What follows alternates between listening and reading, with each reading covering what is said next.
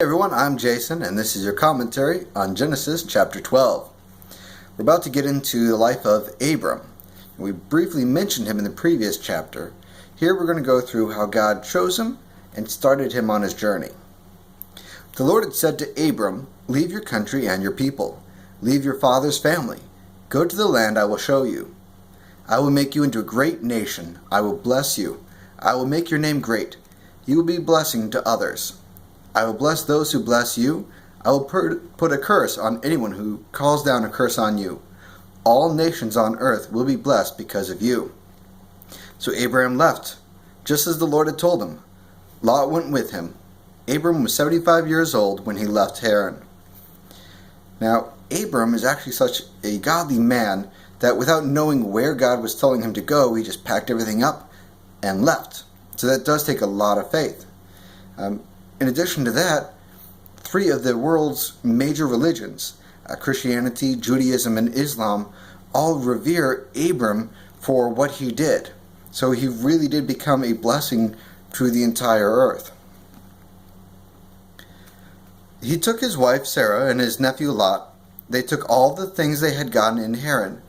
They also took the workers they had gotten there. They set out for the land of Canaan, and they arrived there. Abram traveled through the land. He went as far as the large tree of Moreh at Shechem. At that time the people of Canaan were living in the land. The Lord appeared to Abram at Shechem. He said, "I will give this land to your children after you."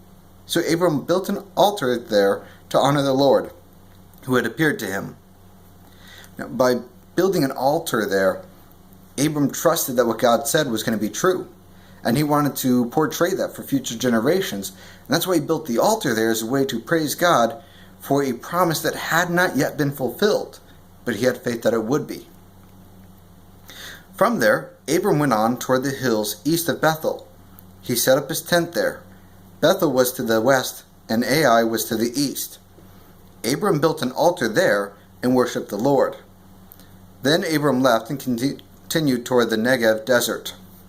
So again, he built another altar as a way of just showing that his faith, he knows that God's going to follow through on his promise. At the time, there wasn't enough food in the land, so Abram went down to Egypt to live there for a while. This seems to be a recurring theme whenever there's a famine going on, that people fall back to Egypt, probably because of the Nile allowed them to continuously produce crops throughout the year when the rest of the area would be going through a famine. As he was about to enter Egypt, he spoke to his wife Sarah. He said, "I know what a beautiful woman you are. The people of Egypt will see you. They will say, 'This is his wife,' and they will kill me. But they will let you live. Say you are my sister, then I'll be treated well because of you. My life will be spared because of you." So, technically, this isn't a complete lie. Sarah is actually his half-sister. It's the daughter of his father, but not of his mother, and we learn that over in Genesis chapter 20. So we'll get there. But what he's doing here, even someone as great of faith as Abram, who's mentioned throughout the Bible because of that faith, even he still sometimes falls back to his own choices, trying to control things. And so he tells his wife to say that she's his sister, so that way they won't kill him and take her. Abram arrived in Egypt. The people of Egypt saw that Sarah was a very beautiful woman. When Pharaoh's officials saw her, they bragged to Pharaoh about her. Sarah was taken into his palace. Pharaoh treated Abram well because of her, so Abram gained more sheep and cattle. He also got more male and female donkeys, and he gained more male and female servants, and some camels. But the Lord sent terrible sickness on Pharaoh and everyone in his palace.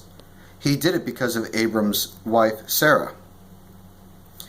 One thing to note here with Pharaoh wasn't the person's name, it was more of a position, like an emperor or a king.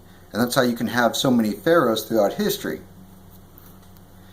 So Pharaoh sent for Abram. "What have you done to me?" he said.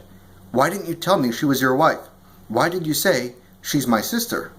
That's why I took her to be my wife. Now then, here's your wife, take her and go." Then Pharaoh gave orders about Abram to his men. They sent him on his way, and he left with his wife and everything he had.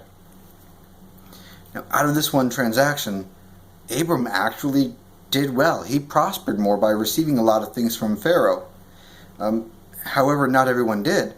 Pharaoh, the sickness came upon him, and also Sarah had to go into the harem, so it didn't really work out for either of them because of Abram's lack of faith in that situation. If anything, someone like Pharaoh showed to be more righteous than Abram was. And in the end, Abram had to be deported, which was humiliating. Okay, that is it for Genesis chapter 12. Thank you so much for joining me, and I'll see you guys next time.